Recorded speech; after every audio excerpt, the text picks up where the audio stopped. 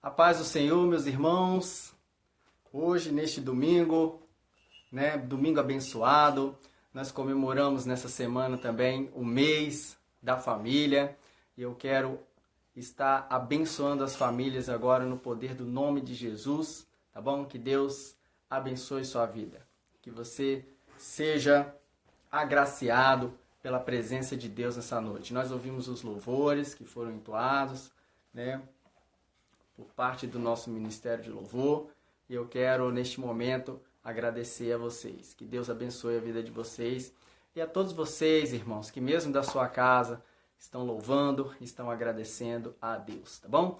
Nós estamos aqui ao vivo pelo Facebook da igreja e também pelo Instagram. Eu quero, antes de começar a mensagem, falar com vocês sobre este estudo que nós estamos realizando, o estudo baseado nesse livro, Uma Vida com Propósito.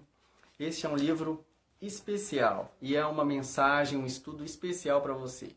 Você que quer descobrir o propósito da sua vida, por que você está aqui, por que Deus te criou.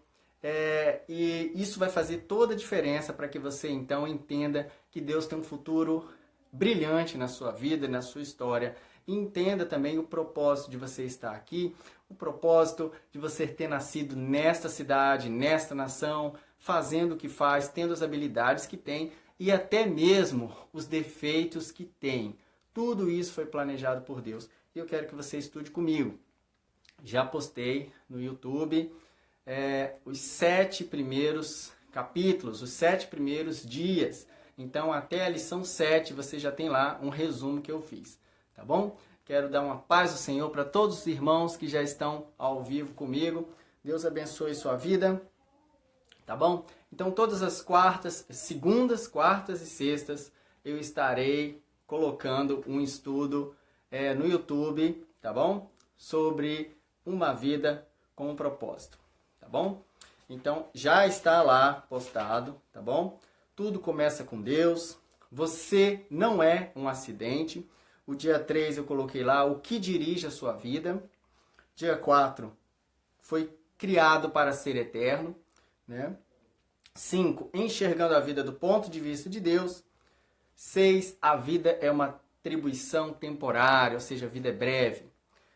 7, Deus, a razão de tudo, a razão de nós estarmos aqui. Então, vendo tudo, como Deus enxerga a nossa vida, enfim, por que você está aqui. Nós fomos criados para sermos do eterno, vivermos para todo sempre, porque Deus nos criou para a vida eterna. Então, tudo isso você vai aprender nesse estudo. Esse estudo é muito especial, tá bom, irmãos? É um estudo que eu tenho uma certeza plena de que vai ser muito bom para a sua vida pessoal e também para melhorar ainda mais o nosso desempenho, o desempenho da nossa igreja, tá bom? Amém? Porque aqui nós vamos aprender muito sobre adoração, sobre comunhão, sobre missões, sobre o ID de Jesus, sobre o discipulado, que é ensinar, fazer discípulos, se desenvolver também em Cristo Jesus, tá bom? E eu quero então iniciar a minha mensagem. A mensagem de hoje vai ser baseada no livro de 2 Coríntios, a segunda carta de Paulo aos Coríntios, capítulo 12, verso 9. Vou dar um tempinho para você achar na sua Bíblia. 2 Coríntios, capítulo 12.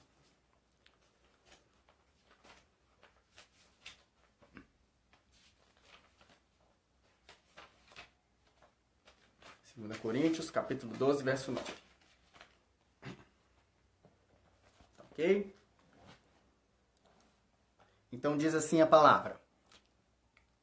A palavra diz assim: E disse-me, a minha graça te basta, e o meu poder se aperfeiçoa na fraqueza. De boa vontade, pois, me gloriarei nas minhas fraquezas, para que em mim habite o poder de Cristo. Pelo que sinto prazer nas fraquezas, nas injúrias, nas necessidades, nas perseguições, nas angústias, por amor de Cristo. Porque quando estou fraco, então estou forte. Tá bom? Vamos orar? Pai querido, eis aqui a tua palavra, que é viva e eficaz. Eis aqui a tua palavra que não vai passar, ainda que céus e terra, todo mundo visível e todo mundo material que conhecemos vai passar, mas a tua palavra não passará.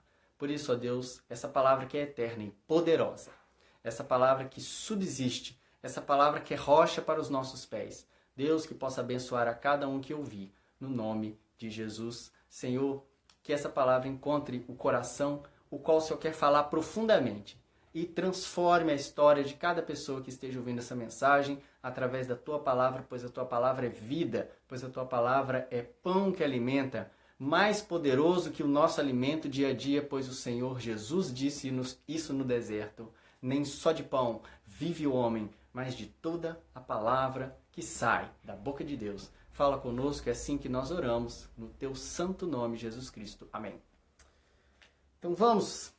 Então hoje eu quero falar sobre o poder de Deus na fraqueza. Se eu não conseguir ver o nome de todo mundo, tá bom, meus irmãos? Mais uma paz do Senhor, mais uma vez, para todos vocês que estão ao vivo comigo aqui, tá bom? O poder de Deus se aperfeiçoa na fraqueza, tá bom? Em 2 Coríntios também, no capítulo 13, verso 4, diz assim: somos fracos, mas pelo poder de Deus vivemos com Ele para servir vocês. Então, todos nós, na verdade, nós temos fraquezas. Todos nós temos fraquezas. Não tem como alguém admitir que não tem fraquezas, né? Na cultura grega se fala muito sobre o calcanhar de Aquiles. Todos nós temos fraquezas. E é interessante que a gente admita, entenda, pontue e até liste as nossas fraquezas. Pastor, nunca fiz isso. Nunca vi alguém falar sobre isso, que eu devo reconhecer ou ver as minhas fraquezas. Pois se eu serei o primeiro a dizer isso para vocês, então eu quero que você reconheça que eu e você temos fraquezas. Nós estamos no mundo caído, no mundo jaz no maligno, no mundo pecador, no mundo onde o pecado predomina, no mundo onde nós somos seres falhos, seres frágeis, onde a nossa vida passa como uma fumaça. Então nós somos frágeis e nós temos fraquezas. Aqui nós estamos vendo um ícone da Bíblia, o apóstolo Paulo, falando para vocês que ele se gloria nas fraquezas. Por que Paulo vai ter esse espírito de masoquista, né? Vamos dizer assim, para o entendimento, assim, vamos dizer assim, não profundo da palavra, mas assim, à primeira vista, o que a gente entende? Paulo diz que sente prazer nas fraquezas, nas injúrias, nas necessidades, nas perseguições, nas angústias. Mas o detalhe está aqui. Quando ele fala isso, ele fala por amor de Cristo. Ele sente prazer em tudo isso por amor de Cristo. Então, isso é interessante. Por quê? Quando você tem uma vida com propósito, quando você sabe o que significa a sua existência em Deus, então até mesmo os sofrimentos, as portas fechadas, as decepções e tudo que atinge a nossa vida, nós nos alegraremos em Deus. Por quê? Porque tudo isso está sendo permitido por Deus para um propósito maior. Seja para nos atrasar, para a gente não correr depressa demais, seja para nos frear ou nos dar um livramento de uma coisa maior que possa acontecer, um desastre maior que possa acontecer. Existe o livramento de Deus sempre na nossa frente. Por isso que Paulo também fala que todas as coisas cooperam para o bem daqueles que amam a Deus. E a palavra todas as coisas não quer dizer que são todas as coisas boas. Todas as coisas que te fazem bem, todas as coisas que te dão prazer, todas as coisas que te levam ao sucesso, todas as coisas que vai fazer você ter fama. Não, todas as coisas. Então todas as coisas são também as tribulações, as dificuldades, as decepções, todas elas. Então, além dessas decepções, além das fraquezas, e quando ele fala da fraqueza, ele fala que ele também é fraco, ele tem fraquezas. Então a palavra, ela sempre vai nos mostrar que nós temos imperfeições, nós temos uma coleção de imperfeições. Nós temos imperfeições físicas, emocionais, intelectuais, espirituais. Então, há coisas que nós não podemos controlar, por exemplo, os problemas financeiros, restrições financeiras, problemas relacionais. Então, normalmente, nós nos defendemos, nós negamos as nossas fraquezas, nós damos desculpas, nós escondemos, né? E isso, o não admitir isso, impede o perfeito poder de Deus na nossa vida. Tá bom? Parou a transmissão aqui. Espera aí um pouquinho, gente. Vou tomar.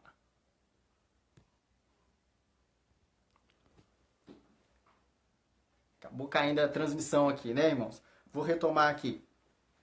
A palavra de Deus diz, em Isaías capítulo 55, 9, que os meus caminhos e os meus pensamentos são mais altos do que os seus. Então, Deus, às vezes a gente não para pensar nisso, mas Deus muitas vezes age de uma forma oposta do que a gente espera. Ou seja, achamos que Deus vai nos usar porque nós somos inteligentes, porque nós temos habilidades, porque nós temos algum atributo, uma virtude. Mas nem sempre é assim. Às vezes, Deus também vai usar as nossas fraquezas. Então, vamos explicar melhor como isso funciona, tá bom? Por quê? Porque as fraquezas também não são um acidente. Deus não as permitiu em nossa vida deliberadamente a fim de demonstrar o seu poder por meio de você. Agora eu quero que você se lembre das Paralimpíadas. As Paralimpíadas, pouca gente assiste. Mas é um momento glorioso em que você vê várias pessoas que muitas vezes não têm um braço, não têm uma perna e nadam muito melhor do que eu e você, com todos os membros. Você vê pessoas que jogam basquete em cadeiras de rodas e fazem cestas de 3 pontos que eu e você não conseguem fazer. Nós vamos ver ali pessoas incríveis, pessoas que superam as suas limitações físicas e ganham medalhas. Nós temos um brasileiro nadador que ele também não tem os braços e ele nada, ele ganha muitas medalhas para o Brasil. E o Brasil, incrivelmente, ganha mais medalhas na Paralimpíada do que na Olimpíada, né, comum. Então o que nós vemos é um exemplo de superação. E você acha que Deus também não quer te usar mesmo diante das suas limitações? Quando Deus chamou Moisés, ele falou assim para Moisés: quem fez a boca do homem? Ou cego, ou surdo, ou o que vê? Não sou eu, o Senhor? Então, quando ele fala isso, ele fala de uma maneira até rude, brava com Moisés, porque Moisés fala assim: eu tenho a língua pesada, eu sou gago, enfim, eu não consigo falar, não vou poder falar a este povo. Como que o Senhor vai me colocar diante do povo e diante de Faraó para falar isso? E Deus fala isso para ele. Quem fez a boca do homem? Quem fez o cego? Quem fez o surdo? O que vê? Não sou eu, o Senhor? Ou seja, Deus está categoricamente afirmando, dizendo: eu permiti as debilidades, as fraquezas. Olha só, mas eu não quero que você confunda fraqueza com pecado. Eu não quero que você confunda fraqueza com deturpação de caráter. Eu não quero que você confunda fraqueza com você não viver uma vida santa ao Senhor. Ah, eu tenho essa fraqueza, eu como demais, eu sou fofoqueiro, eu falo demais. É claro que ninguém vai admitir isso, mas não é isso que a Bíblia está falando. A Bíblia está falando de limitações, que podem ser limitações físicas, limitação do dinheiro, limitação de oportunidades. Talvez você diz no seu coração: por que eu não nasci nos Estados Unidos? Por que eu não tenho uma educação numa rede privada, né, ao invés de estudar numa escola pública? Por que eu nasci aqui, neste bairro? Por quê? Então você faz todas essas perguntas, mas você nunca se lembra que Deus está no controle da sua vida e da sua história. Ele te ama, Ele te quer bem, e se você está no lugar onde você está, se você tem as limitações que você tem. É porque Deus vai aperfeiçoar o seu poder nesta fraqueza, nesta debilidade que você tem. E Deus vai te usar e Deus vai abençoar a sua vida, tá bom? Então a Bíblia está cheia de exemplos em que ele usa pessoas imperfeitas. Então há momentos em que nós vemos que Deus parece que está perdendo, mas na verdade ele está fazendo uma armadilha em que Satanás não consegue entender, em que o inferno fica confundido, e quando o inferno pensa que está ganhando, ele então sofre um golpe terrível e perde a batalha. Então eu quero dar um exemplo aqui, quem é da minha época, lá dos anos 80, dos anos 90, que já assistiu Rocky Balboa. Você vê Rocky Balboa apanhando, o seu olho inchando, ele caindo no chão, e a ponto de chegar no nocaute, até que ele se levanta e derrota o seu inimigo, ele tira força de não sei de onde e derrota o seu adversário. E é isso que muitas vezes Deus vai fazer conosco. Quando pensamos que estamos fracos, é aí que nós estamos fortes. Sabe por quê? Por isso que o Senhor fala em Mateus capítulo 5, verso 3, bem-aventurados pobres de espírito. Pobre de espírito é aquele que muitas vezes vê a sua dificuldade, a sua limitação, vê que ele é pequeno. E o fato dele ser pequeno também vai fazer com que ele dependa mais de Deus. Enquanto você está cercado de segurança, enquanto você está cercado pela segurança do dinheiro, enquanto você está cercado de grandes oportunidades, enquanto você está cheio de habilidades, o que acontece com você é que você não fica dependente de Deus. Então, para você depender de Deus, você tem que reconhecer a fraqueza. E é por isso que muitas vezes Deus nos deixa ser levado ao deserto. Por isso que muitas vezes Deus permite que soframos frustrações nessa vida, para que a gente saiba que a nossa real casa não é aqui, para que a gente dependa somente de Deus, para que a gente não confie na nossa força. Como dizem Salmos, uns confiam em carros, outros em cavalos, uns confiam na tecnologia, uns confiam na força do seu próprio braço, uns confiam nas suas armas de guerra, mas nós faremos menção do nome do Senhor. Então que você dependa de Deus. A palavra diz em 2 Coríntios 4:7, somos como vasos de barro, em que este tesouro é armazenado e o poder real vem de Deus, não de nós. Amém?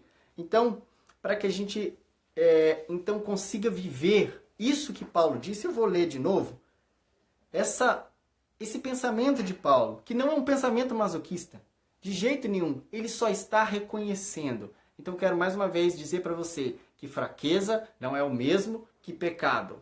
Nós estamos falando de limitações. O pecado você vai resolver orando, jejuando, se santificando cada vez mais, se alimentando de coisas boas, que é a palavra de Deus, né? Se afastando das tentações do inimigo. Isso sim.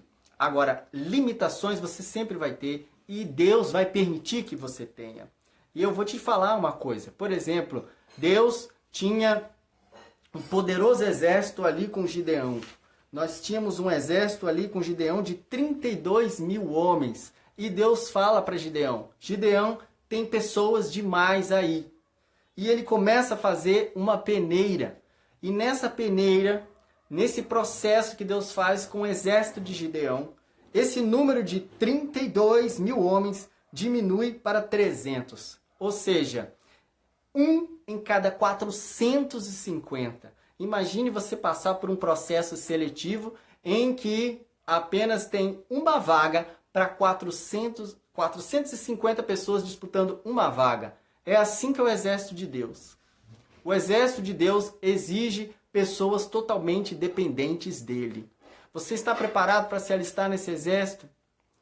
E muitas pessoas acham que é difícil. Não, é muito fácil. É só você admitir que Deus é todo poderoso na sua vida. Ele é todo poderoso. Então a palavra também diz, admita as suas fraquezas. Então se a gente admitir as nossas fraquezas, nós podemos então fazer com que a gente consegue admitir e ver que Deus é maior na nossa vida. Por isso que Pedro fala, tu és o Cristo, o Filho do Deus vivo. Regozije-se na sua fraqueza, né? Sinto-me feliz em me gloriar nas minhas fraquezas. Assim o poder de Cristo poderá surgir pelo meu intermédio. Olha que bonito. Então, quando você entende que Deus está na sua vida, na sua história, que Deus está fazendo o melhor por você, então que Deus está mudando a sua história, que Deus vai trabalhar na sua vida, é apenas você se colocar na posição de que Deus vai fazer o melhor por você. Amém? Então, nós temos várias pessoas na Bíblia que demonstraram fraqueza. É o caso de Abraão. Abraão, o pai da fé, mas ele mentiu 2 vezes, dizendo que Sara era sua irmã porque ele tinha medo. Então, a maior fraqueza, debilidade de Abraão era o medo. Ele tinha medo. Mas Deus, então, o fortaleceu, Deus, então, o abençoou e ele se tornou o pai da fé. Pedro era uma pessoa que ele era impulsiva, fazia coisas por impulso, mas Deus trabalhou na vida dele e ele se tornou o pastor em Jerusalém, um apóstolo poderoso em que Deus abençoou também a vida dele. Nós vemos João, que também é discípulo de Jesus, que também era impossível, afinal Pedro, Tiago e João eram os Boanerges, filhos do trovão, então eles eram impulsivos, mas Deus moldou essa qualidade deles, essa fraqueza de serem impulsivos, para que eles transformassem, canalizassem isso para a obra de Deus. E, irmãos, falando sobre a família, nós estamos na Semana da Família. A gente tem que se amar, reconhecendo que cada um tem um defeito, que nós não somos perfeitos, mas é através disso que Deus vai nos usar para amar e aperfeiçoar o nosso amor. E através das nossas fraquezas, nós também conseguimos ter misericórdia pelas outras pessoas, misericórdia das fraquezas das outras pessoas. Amém?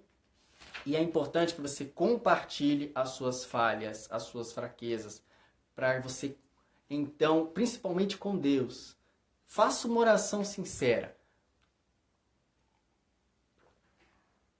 Muitas vezes Deus, a gente faz uma oração, né? Aquela, ó Deus do universo, maravilhoso e tal, mas se esquece de expressar aquilo que está realmente o desejo do seu coração. Esquece de chorar nos pés do Senhor e dizer as suas falhas. Olha o que Paulo fazia, olha. O mal quando quero fazer o bem, não faço. E quando tento não cometer erros, acabo errando do mesmo jeito. Romanos 7,19.